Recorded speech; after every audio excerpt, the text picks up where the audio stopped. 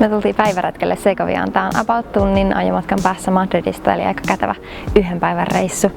Tällainen erittäin historiallinen vanha kaupunki, jossa on Espanjan ensimmäinen viadukti.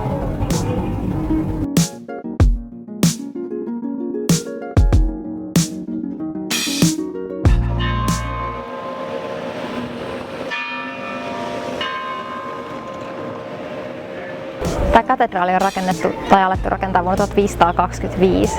Tämä koko kaupunki on kuin ihmeellinen keskiaikainen museo. Jotenkin tosi aavemainen.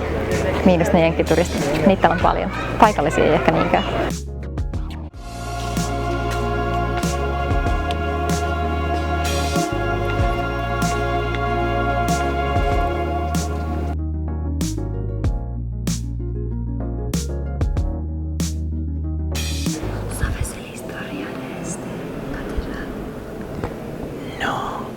Pero es muy hermoso.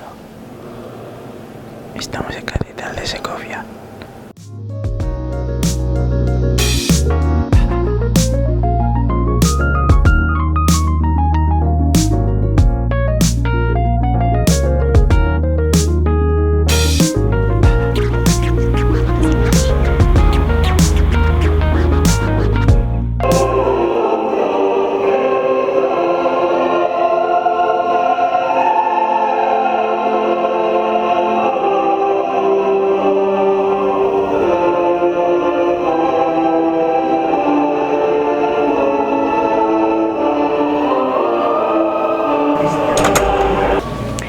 Segovian top 3.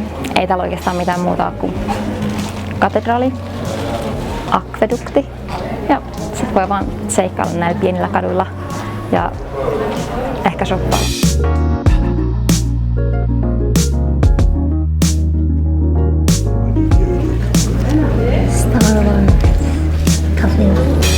Me löydettiin myös suomalaisia karkkeja ja ruotsalaisia karkkeja.